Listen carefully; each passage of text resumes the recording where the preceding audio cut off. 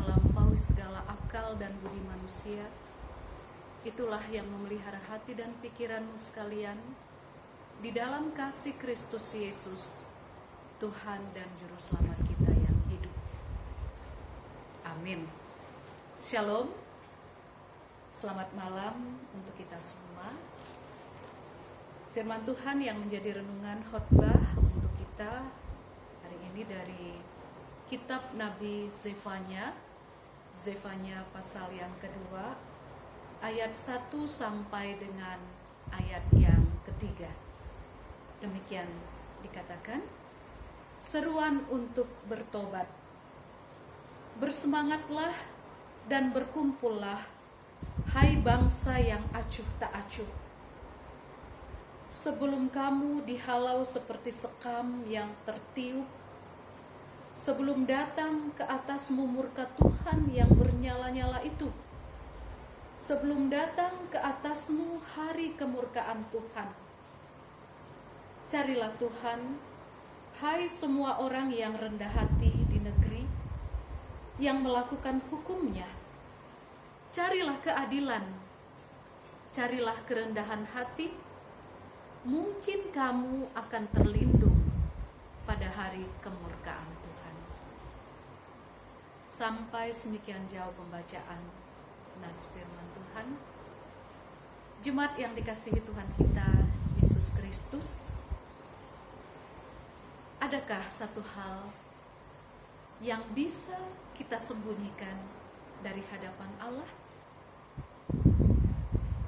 Sebagai manusia, kita sering berlaku munafik dalam kehidupan ini. Bahkan sebagai orang percaya, kita pun sering bersandiwara di hadapan sesama kita. Dan seringkali juga orang lain memberikan penilaian yang tidak sebenarnya tentang diri kita. Dan begitu sebaliknya, penilaian kita terhadap orang lain juga bukan yang sebenarnya. Dan itulah sesungguhnya kita manusia yang hanya sanggup memberi penilaian dari luarnya saja. Ini sangat berbeda dengan penilaian Allah. Allah sanggup melihat hati nurani kita yang terdalam, dan tidak ada dosa, kejahatan, sekecil apapun yang tersembunyi dari hadapan Tuhan kita. Jemaat yang terkasih, dalam nas ini Allah memanggil Nabi Zefanya untuk mengingatkan, menegur kejahatan-kejahatan serta dosa bangsa Yehuda yang sudah begitu banyak di hadapan Tuhan. Saat itu Nabi Zefanya melayani pada masa pemerintahan Raja Yosia yang sangat mengasihi Allah, hidup taat pada kehendak Allah.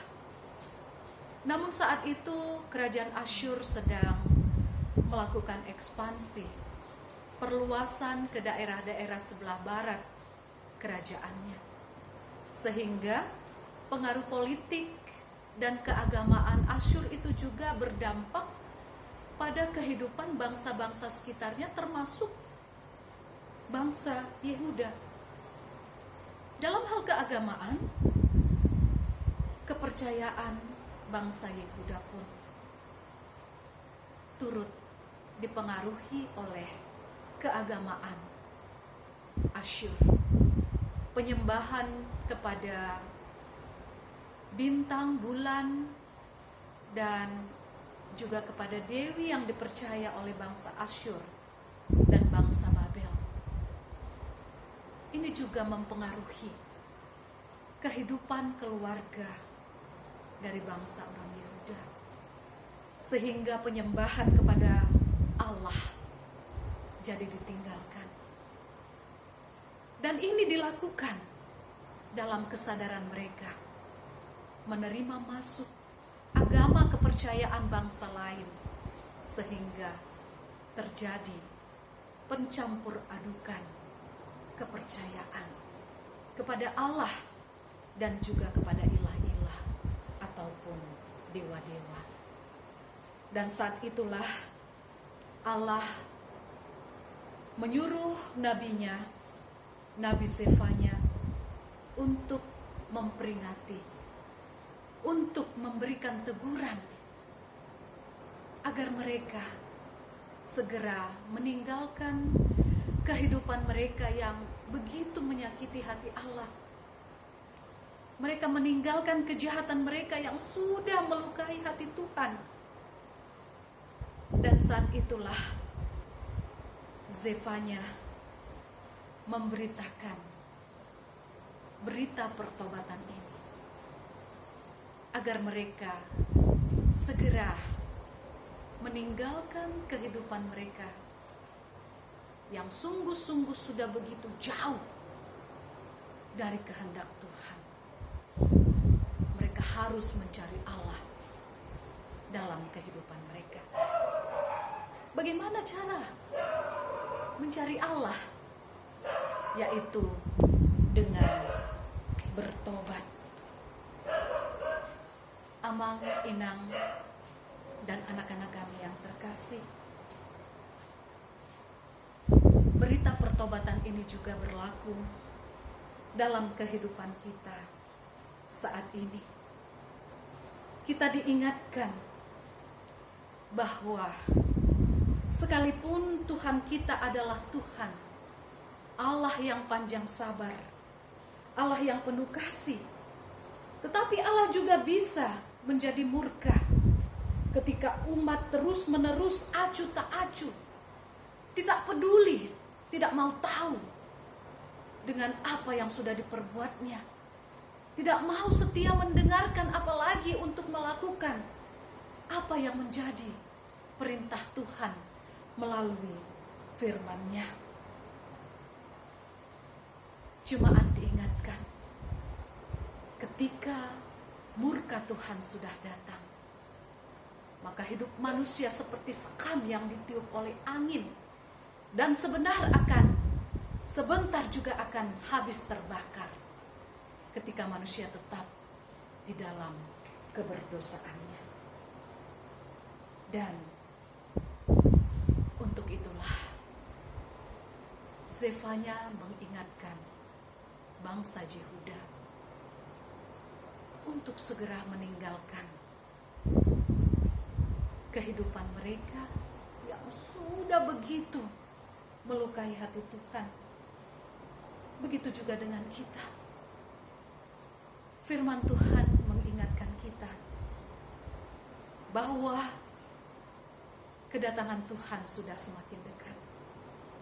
Kita diingatkan juga oleh murka Tuhan yang pasti akan mengenai juga setiap orang yang bebal, yang tidak mau membuka hati, yang tidak mau ditegur oleh kebenaran firman Tuhan, yang jauh dari hidup, yang melakukan keadilan, yang secara sadar menduakan Allah di dalam kehidupannya.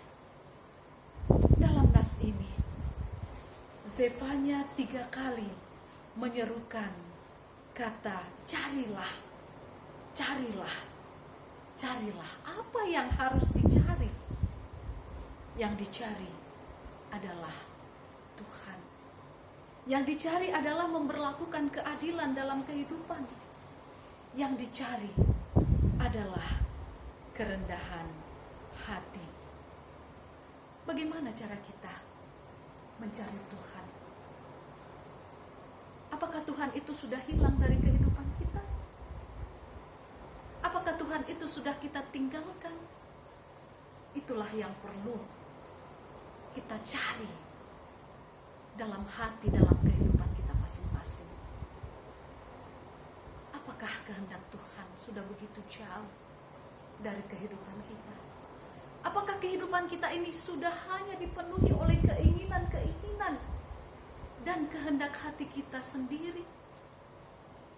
Itulah yang perlu kita pertanyakan. Disitulah kita sedang mencari Tuhan dalam kehidupan kita, sehingga kita memahami bahwa mencari Tuhan adalah juga dalam arti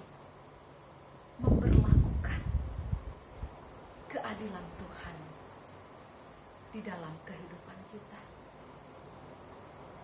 Mencari keadilan Tuhan menunjukkan relasi kita, kehidupan yang benar di dalam iman yang sungguh kepada Tuhan. Memberlakukan keadilan juga menunjukkan relasi iman kita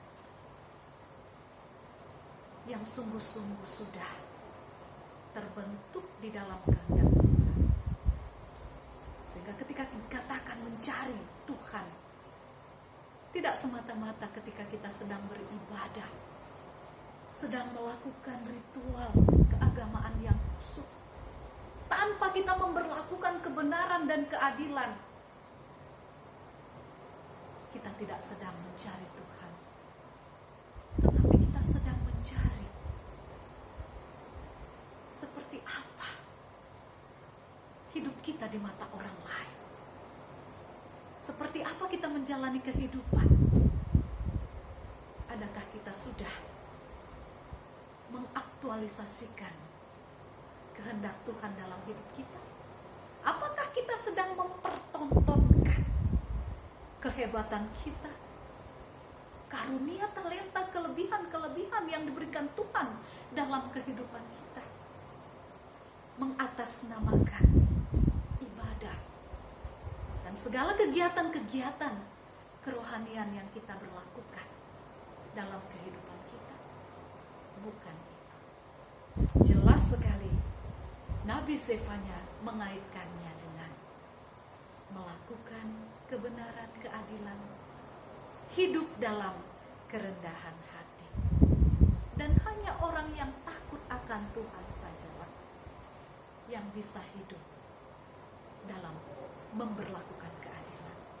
Dan hanya orang yang rendah hati sajalah yang bisa mengucap syukur kepada Tuhan. Dan hanya orang yang rendah hati sajalah yang bisa meninggikan Tuhan, menghormati Tuhan, memuliakan Tuhan. Hanya orang yang rendah hati sajalah yang tidak pernah menjadi sombong dan angkuh, yang mengatakan bahwa standar kehidupannya tergantung kepada apa yang dia miliki saat itu. Amang Inang dan anak-anak kami yang terkasih, mencari Tuhan harusnya merupakan satu kebutuhan yang vital dalam kehidupan kita. Mencari Tuhan harusnya merupakan satu hal yang primer, prioritas dalam kehidupan kita. Karena apa? Dalam mencari Tuhan, kita mengalami satu jaminan seperti yang dikatakan dalam Yakobus 4 ayat 8. Mendekatlah kepada Allah dan Dia akan mendekat kepadamu. Ini adalah satu jaminan bahwa Tuhan selalu dekat kepada orang yang selalu mencari Dia. Amos 5 ayat 4-6 dikatakan, carilah Tuhan, maka kamu akan hidup. Artinya ada kehidupan, ada keselamatan ketika kita mencari Tuhan. Mencari Tuhan juga berarti bahwa kita menganggap Tuhan itu lebih tinggi. Mencari Tuhan berarti kita memberi hormat, meninggikan Tuhan, memuliakan Tuhan di dalam kasih dan takut akan Dia, serta menempatkan diri kita dalam posisi yang lebih rendah. Saat kita menghormati Tuhan, maka kita juga mengakui bahwa kita adalah orang yang berdosa, yang rentan dengan segala kesalahan dalam perjalanan hidup kita. Orang yang mengakui dosa dan kesalahannya, ini adalah orang yang hidup dalam kerendahan hati. bertobat dan mau diubahkan oleh perintah Tuhan melalui firman yang didengarkan, serta mau belajar untuk hidup lebih baik, ini pun hanya bisa dilakukan oleh orang-orang yang rendah hati, yang mengakui kehidupan yang tidak sempurna. Sikap bersyukur memuliakan Tuhan dan berusaha menjadi alat berkat Tuhan dalam kehidupannya. Ini juga menunjukkan kehidupan orang yang rendah hati dan senantiasa merindukan perkenan Tuhan untuk Tuhan pakai melalui kehidupannya. Dan jemaat yang terkasih,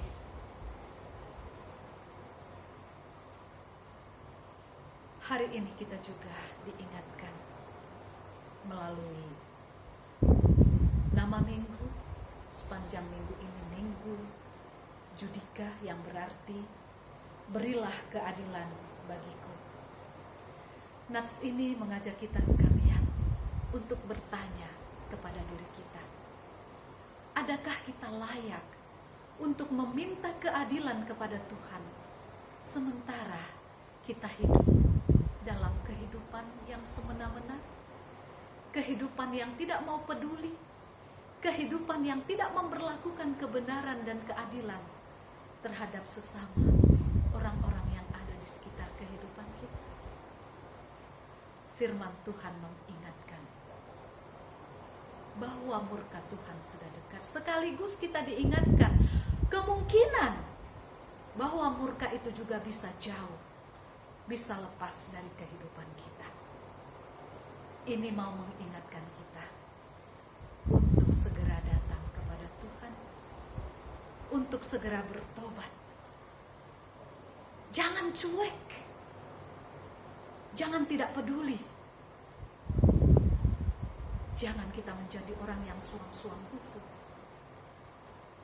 tidak peduli dengan kehidupan iman kita, tidak berusaha memperbaiki kehidupan kerohanian kita.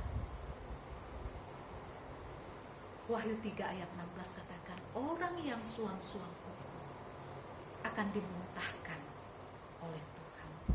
Dan berarti keselamatan jauh dari kehidupan kita. Dan kita juga diingatkan bahwa kehidupan ini ada di tangan Tuhan. Dan Tuhan adalah sang pengatur waktu. Hidup ini adalah kesempatan. Jangan kita sia-siakan. Jangan kita main-main. Jangan kita menjadi orang-orang yang tidak mempedulikan kesempatan ini. Tapi marilah kita menggunakan kehidupan ini sebagai waktu yang harus kita isi dengan kebaikan, kebenaran, keadilan, cinta dan kasih sayang. Sehingga keadilan yang daripada Tuhan itu, yang kita inginkan untuk diberlakukan Tuhan, terjadi dalam kehidupan kita. Itu juga bisa kita berlakukan melalui kehidupan kita kini, saat ini, dengan apa yang bisa kita perlakukan demi kebaikan, demi kebenaran dalam hidup kita, dan juga bagi sesama orang-orang yang kita jumpai dalam kehidupan kita. Biarlah keadilan Tuhan nyata melalui kehidupan kita, sehingga kita menjadi orang-orang yang rendah hati, orang-orang yang selalu dekat dengan Tuhan, sehingga relasi kita, kedekatan kita dengan Tuhan juga akan menunjukkan buah kehidupan yang berguna, yang menjadi alat berkat Tuhan bagi sesama kita, dan nama Tuhan dipermuliakan melalui kita. Amin. Kita berdoa. Bapa Bapa, terima kasih buat firman-Mu yang boleh kami dengarkan.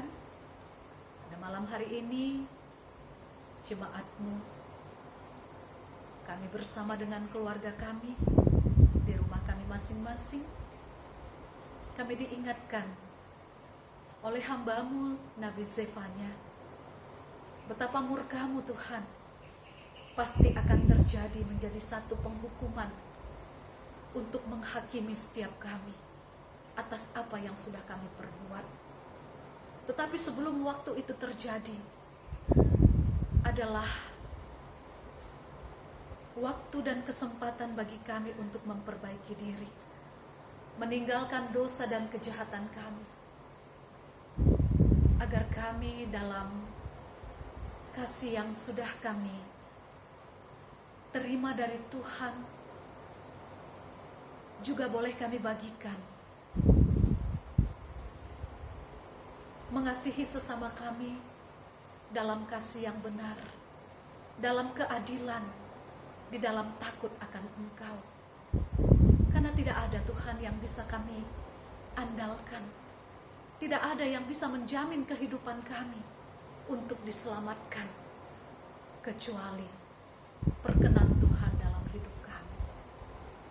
Karenanya Tuhan, kami mohon kekuatan hikmat yang daripada-Mu, firman-Mu yang mengingatkan kami agar kami selalu mencari Tuhan, agar kami beroleh jaminan keselamatan dan kehidupan, agar kami selalu mencari Tuhan, agar Tuhan senantiasa dekat kepada kami.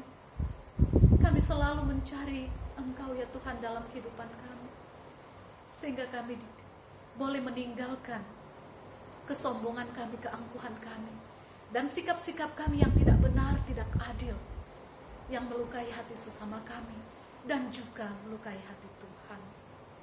Dan biarlah Tuhan, kami boleh berseru dalam minggu Judika bersama dengan keluarga-keluarga kami yang Engkau kasihi Tuhan.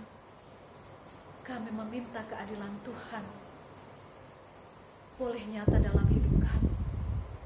Kami juga memohon supaya keadilan Tuhan boleh kami berlakukan dalam kehidupan kami, sehingga damai sejahtera itu Bapa boleh nyata di mana kami boleh hadir, sehingga damai sejahtera dan keadilan Tuhan itu Bapa boleh nyata melalui buah iman percaya kami, sehingga Engkau juga boleh nyata Tuhan dilihat, disaksikan melalui kehidupan kami, orang-orang yang memperlakukan keadilan-Mu dalam kehidupan kami.